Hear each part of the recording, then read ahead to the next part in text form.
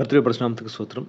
நம்மளுக்கு எவ்வளோ வயசானாலும், நம்ம ஒரு கஷ்டங்கள், பாடுகள் மத்தியில போம்போது, நம்ம உடனே நினைக்கிற ஒரு ஜீவன் யாருன்னு பார்த்தோம்னா, நம்மளுடைய தந்தையும், தாயும் தான். இல்ல, பிரச்சனையில போயிட்டுருக்கும்போது, எங்க அப்பா, அம்மாகிட்ட பேசினா எனக்கு ஒரு நிம்மதியா இருக்கும். ஆறுதலா இருக்குன்னு சொல்லி, எவ்வளோ வயசானாலும் நம்ம நம்மளுடைய தகப்பன்மார்கிட்டயும், தாய்மார்கிட்டயும் நம்ம ஃபோன் பண்ணி பேசுறோம் இல்லையா? நம்ம அப்பா, அம்மாட்ட ஃபோன் பண்ணி பேசுறோம். ஏன்னா, எங்க அப்பா, அம்மா எனக்கு ஒரு ஆறுதலான வார்த்தை குடுப்பாங்க. என்னுடைய ப்ராப்ளம்ஸ் எல்லாத்தையும் அவங்க அக்செப்ட் பண்ணிட்டு, "பரவால்ல சரியாயி போயிரும். நீ மீண்டு வரலான்னு" சொல்லி எனக்கு ஒரு ஆறுதலான வார்த்தை தருவாங்கன்னு சொல்லி, எப்பொழுதுமே நம்ம என்ன பண்ணுவோம், பிரச்சனைகள் மத்தியில போம்போது நம்ம பேரண்ட்ஸ தான் நம்ம அதிகமா நெனைப்போம். ஆனா, உலக பிரகாரமான பேரண்ட்ஸ விட, நம்ம பரம தகப்பன் தாயும், தந்தையுமா இருக்கிறாருங்க. அவருடைய தேற்றுதல் வந்து கணக்கிலிட முடியாது. நம்ம நெறைய நேரம் கடவுள்ட்ட போய் கேட்போம். கடவுளே எனக்கு ஒரு ஆறுதல் குடுங்க. எனக்கு இந்த ப்ராப்ளம்ஸ் இருக்கு. எனக்கு பிரச்சனை இருக்கு.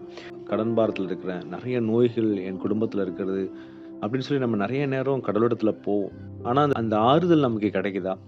வசனம் அழகா சொல்லுது இல்லையா? "ஒரு தாய் தேற்றுவது போல நான் உன்னை தேற்றுவேன்." நான் அந்த வசனத்த ஏசாயா 66:13. "ஒருவனை அவன் தாய் தேற்றுவது போல நான் உங்களை தேற்றுவேன். நீங்கள் எருசலேமில் தேற்றப்படுவீர்கள்." யாரு சொல்றா? பிதா சொல்றாரு. ஒரு தாய் தேற்றுவதைப் போல நான் தேற்றுவேன்னு சொல்றாங்களாம்.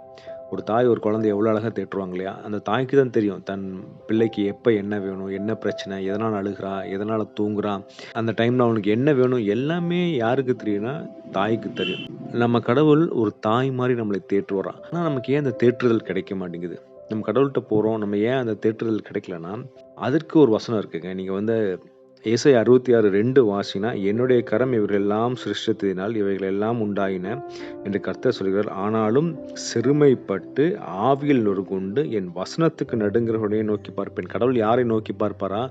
அவருடைய வசனத்துக்கு நடுங்கணுமா. வசனத்துக்கு நடுங்குனா என்னன்னா, அவர் சொல்ற ஒவ்வொரு வார்த்தையும் நம்ம அப்படியே கேட்கணும். இந்த வசனம் எனக்கு இல்ல. இந்த வார்த்தை எனக்கு இல்ல. இது வேற யாருக்கோ. நம்ம ஒவ்வொரு வசனம் நம்ம வாசிக்கும்போது, அந்த வசனம் எனக்குரியது. அந்த வசனத்தினால நான் என்ன கற்றுக்கொள்ளணும்? அந்த வசனத்தினால நான் என்ன மாறணும்னு சொல்லி நம்ம கடவுள்ட்ட கேட்கும்போது, அவர் நெறைய வெளிப்பாடுகள் குடுப்பாரு. அந்த வெளிப்பாடுகள வைத்து நம்ம வாழ்க்கைய நம்ம மாற்றணும். நம்ம அப்படி மாற்றாம, அதே நம்ம கண் போன போக்குல போயிட்டு இருந்தோம்னா, நமக்கு அந்த தேர்தல் கிடைக்காது. நம்ம அப்படி வசனத்தின்படி போனா கூட, நமக்கு வந்து இந்த உலகத்தில பாடுகள் உண்டுங்க.